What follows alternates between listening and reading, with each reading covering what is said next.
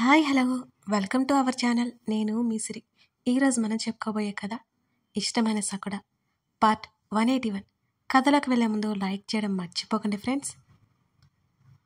హర్ష గదిలోకి వచ్చేసరికి వేద చేతుల్లో ముఖం దాచుకుంది. ఆమె దగ్గరికి వెళ్ళి వేద అతను నెమ్మదిగా పిలిచాడు.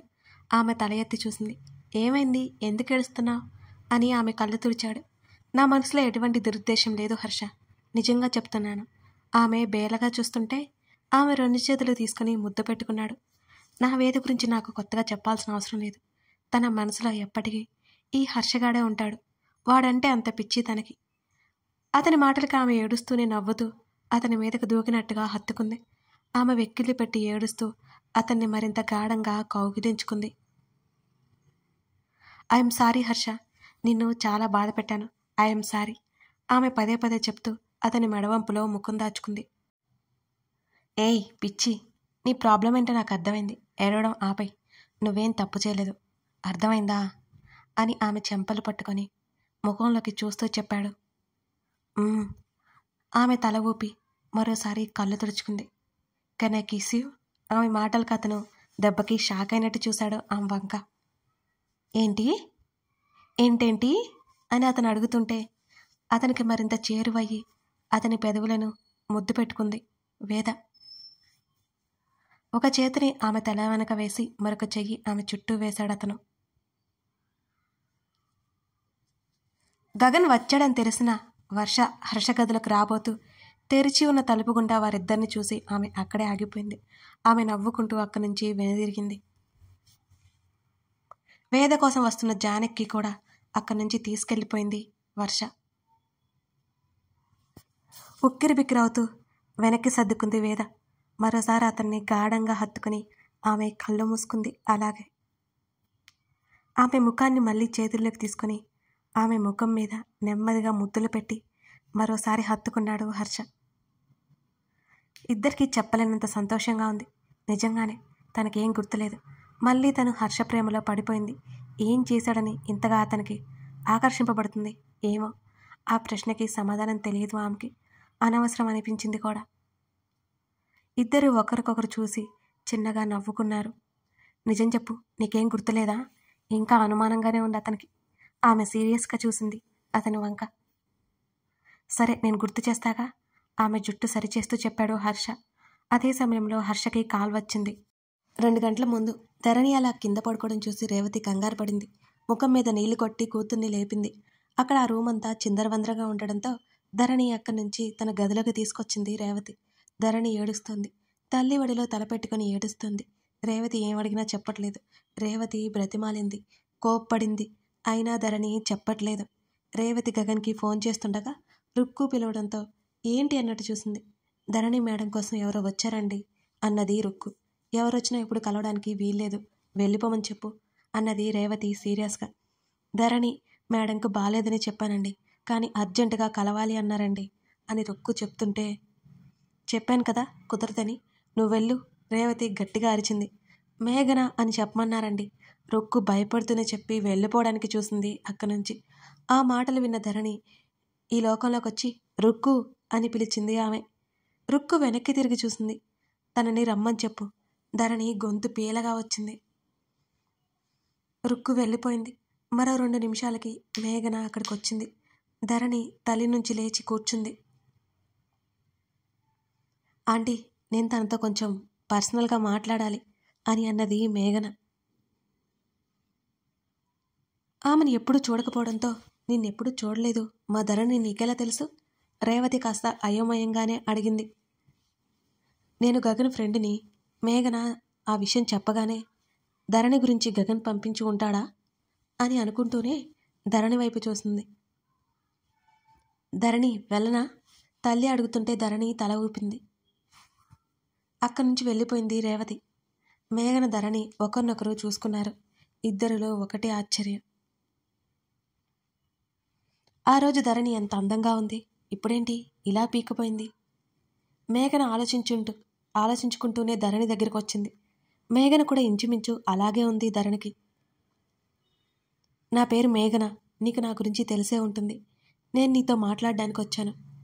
ఒక్క అరగంట నీతో మాట్లాడి నేను వెళ్ళిపోతాను అని మేఘన చెప్పడంతో ధరణి మౌనంగా చూస్తుంది. మేఘన అలాగే నిలబడింది. ధరణి నుంచి ఎటువంటి రియాక్షన్ రాలేదు ఆమెకి. నా చెల్లి తరపున నేను క్షమాపణలు చెప్తున్నాను. ప్రణతి పంపిన ఫోటోలు, వీడియోలు అన్నీ అబద్ధం. తనకి గగన్ మీద, నీ మీద ఉన్న కోపంతో అలా చేసింది. మేఘన నెమ్మదిగా చెప్పడం మొదలుపెట్టింది. ఆమెకు ఆ డైరీ గురించి ఏమాత్రం తెలియదు. ప్రణతి తన డైరీని తీసిందని కూడా మేఘనకు తెలియదు. తన డైరీ తన దగ్గరే భద్రంగా ఉంది అనుకుంటోంది మేఘన. నువ్వు చెప్పేది? అవును, నేను చెప్పేది నిజం. ప్రణతి చెప్పినట్టు గగన్ నన్ను ప్రేమించలేదు. అతను నన్ను ఒక ఫ్రెండ్గా చూశాడు. నిజం చెప్పాలి అంటే నా మీద జాలిపడ్డాడు, ఓదార్పుగా ఉన్నాడు. అంతకు మించి ఏమీ లేదు అని చెప్తూ ఓపిక లేనట్టు కుర్చీలో కూర్చుంది మేఘన. మరి మీ ఇద్దరి మధ్య జరిగింది? ధరణి గొంతు తడబడింది. మా ఇద్దరి మధ్య ఏం జరిగింది? మేఘన అయోమయంగా చూసింది ధరణి వంక. మీ ఇద్దరు చాలా క్లోజ్ అయ్యారు కదా అని అడిగింది ధరణి. అదా, నాకు కొంచెం హెల్త్ ఇష్యూ ఉంది. దానికోసం గగన్ నన్ను కలవడానికి వచ్చేవాడు.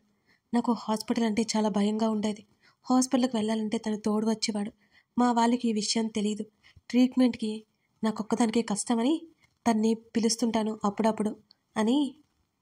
నేను ఇక్కడ ఎవరికి రావడానికి కారణం మీ ఇద్దరి మధ్య డిస్టర్బెన్స్ నా వల్ల క్రియేట్ అయిందని తెలిసింది. కానీ అదంతా అబద్ధం అని కొన్ని క్షణాలు ఆగి, గగన్ని నేను ప్రేమించిన మాట నిజమే. అతను కూడా నన్ను ప్రేమించాడని, ఇష్టపడ్డాడని నేను భ్రమపడ్డాను. ఇండియా వచ్చి మీ ఇద్దరిని చూసే వరకు నేను భ్రమ పడుతూనే ఉన్నాను.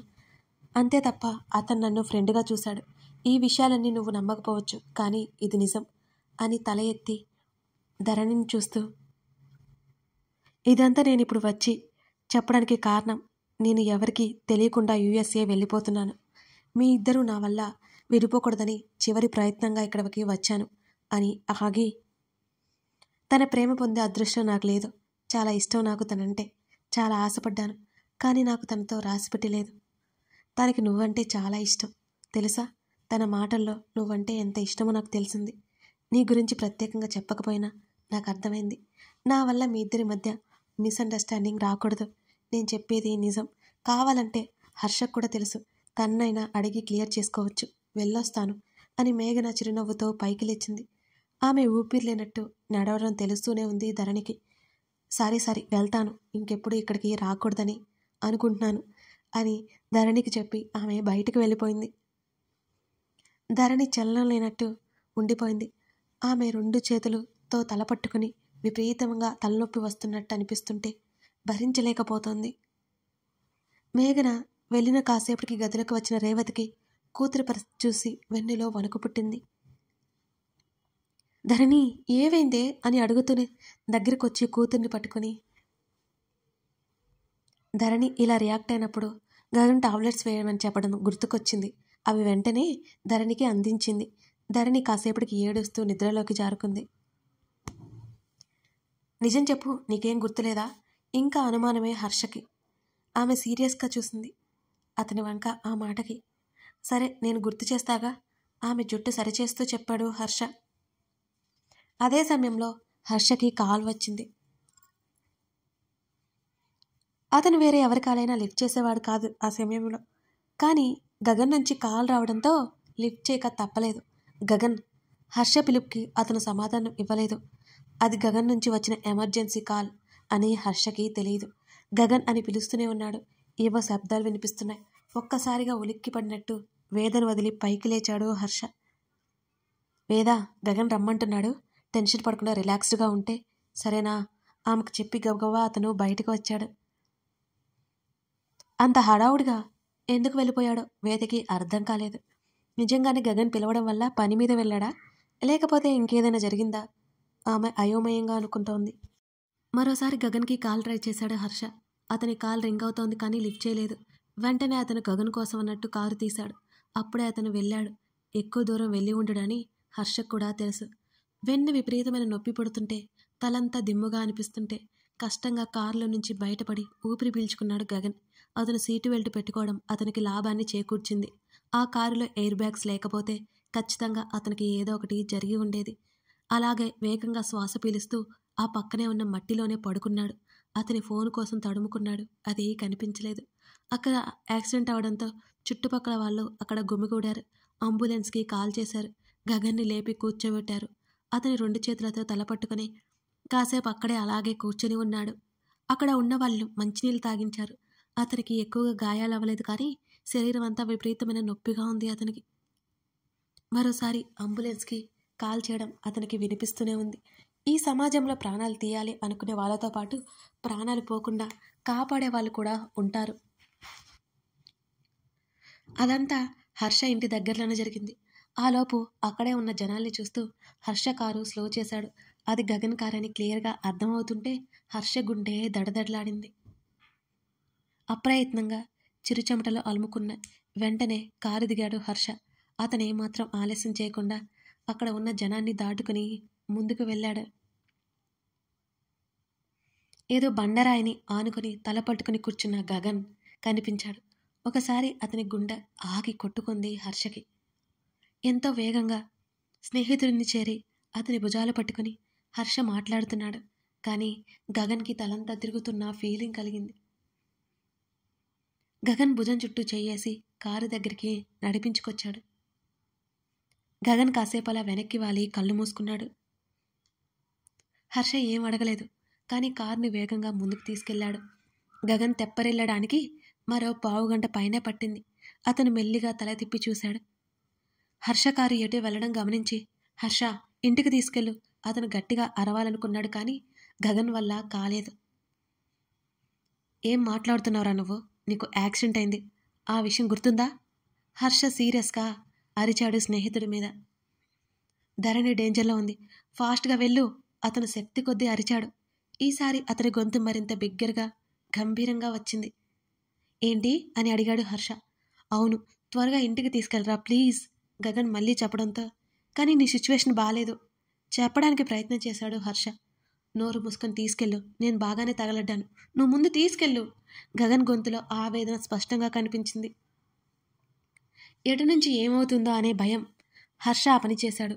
హర్ష ఫోన్ తీసుకుని తన తండ్రికి కాల్ చేసి మాట్లాడాడు గగన్. ధరణి క్షేమంగానే ఉంది. అతను గాఢమైన నిట్టూర్పు విడుస్తూ అలాగే వెనక్కి వాలి కళ్ళు మూసుకున్నాడు. నొప్పితో, ఆ దెబ్బలు తాలూకా బాధతో అతని ముఖం ఎర్రబడిపోయింది.